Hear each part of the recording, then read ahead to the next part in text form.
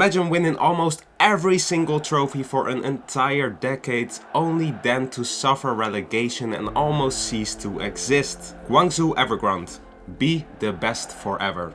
Or so they thought. Guangzhou Evergrande was China's richest and most successful football club, winning the Chinese Super League 8 times, winning the Asian Champions League twice, and simply dominating in the entire 2010s era. But in 2022 the club relegated to the second tier, and last season they were finding themselves in a relegation battle to not go down to the third division. And on top of that, they're also on the brink of financial ruin. So what happened to China's record champions?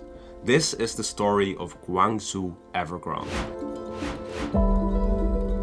We'll start the story in 2009. At that moment, Guangzhou had not won a single Chinese Super League title yet, and on top of that they found themselves in the middle of a match-fixing scandal. Now, Guangzhou was found guilty of at least match-fixing 2 separate matches in 2006. Team leaders and vice presidents were sentenced to jail, and some were banned from football activities for the rest of their lives. And on top of that, to pay for their crimes, Guangzhou was relegated back to the second tier. In the aftermath, the club was put up for sale, and on the 28th of February 2010, the Evergrande Real Estate Group took over. The group had a lot of ambition and wanted to get out of the second tier as fast as possible, so they started pumping a lot of money into the club. They bought China's national team striker Gao Ling from Shanghai Shenhua, who was at that moment in time a top club. They also appointed Li Jiangsu as a manager, who had just the season before won the Chinese Super League with Beijing Guoan. They also added San Xian, who was the first ever Chinese footballer to play in the Champions League for PSV Eindhoven. And they also brought in China's national team captain Zhang Xi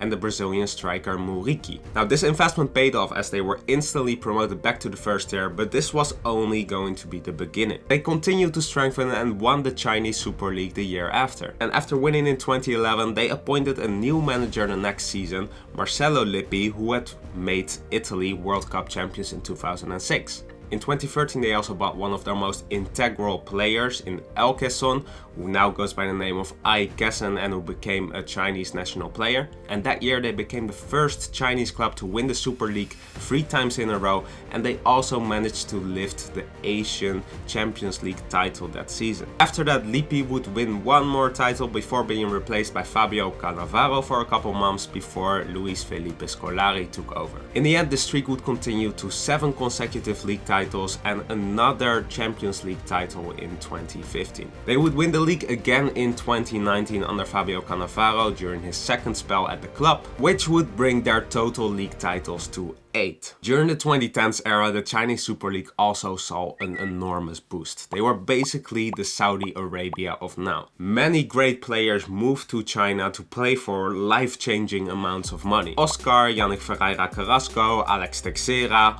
Hulk, Ezequiel Lavezzi and Carlos Tevez were among a lot of players joining the league. Guangzhou Evergrande also obviously spent millions to bring in players from abroad, but they already started with this way before other clubs were already doing so. In 2015, pretty much a year before this whole circus started, they spent 15 million on the Brazilian Ricardo Goulart and 14 million on the Brazilian midfielder Paulinho. And in previous years, they also signed Robinho and Alessandro Diamante, and later on they would spend a lot of money on Jackson Martinez and Nemanja Gudeli. And not only did they pay very large transfer fees for a Chinese club, they also spent ridiculous wages on them. The Argentinian playmaker Dario Conca, I know you're also thinking, who? Was reportedly the 3rd highest paid player in the world in 2011. Only Ronaldo and Messi were earning more at that time. And not only their players were being paid a lot, their managers were also. Lippi, Scolari and Cannavaro were reportedly all among the highest paid managers in the world. Evergrande, however, also invested money into other avenues. They would build the world's largest football school in 2012 to help Chinese football develop and to basically create the next future stars. And you might also remember Evergrande's plan to build this Lotus Flower Stadium stadium with a capacity of 100,000 seats. The chairman of Guangzhou Evergrande also previously stated that his desire was to have an all-Chinese team by 2020. And they managed to do that, but partly as well because they naturalized players from abroad. Thais Browning, Ricardo Goulart, Alan Carvalho, Elke Son and Fernandinho all became Chinese citizens and became eligible to play for the Chinese national team. But as we all know now, Guangzhou's dream wouldn't last and the club would go into a downward spiral since 2020. And in that year, the Chinese Football Association also would introduce one of their latest restrictions, a salary cap. Before they had already introduced a luxury tax, which would make it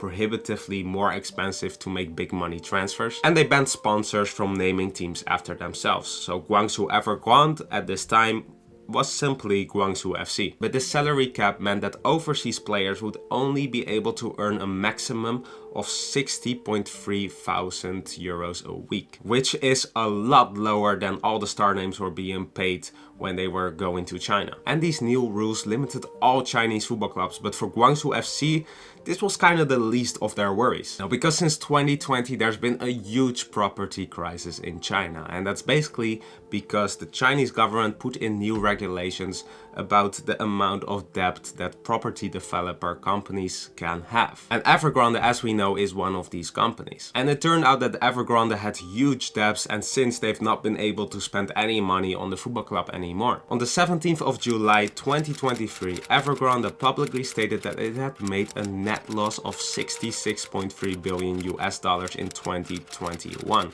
and 14.7 billion US dollars in 2022. And in December 2022, it was also published that they still owe roughly 340 billion US dollars in total liabilities. Evergrande isn't the only owner of Guangzhou FC. They are also partly owned by the Alibaba Group, but they have also been recording huge losses pretty much since 2015. And on top of all that, the COVID pandemic also hit. China's strict policies meant that fewer fixtures were being played, and when they did play, they were played behind closed doors for more than 2 years. Broadcast and sponsorship revenues also plunged, and because the Chinese Super League and all this influx of money was fairly new, clubs had always been struggling to generate revenue. It was a huge problem among all clubs, and no club had set themselves up in a way to make money. And the pandemic simply meant that there was literally no money coming in. Because of this, several Chinese clubs have already gone bankrupt, including Chongqing,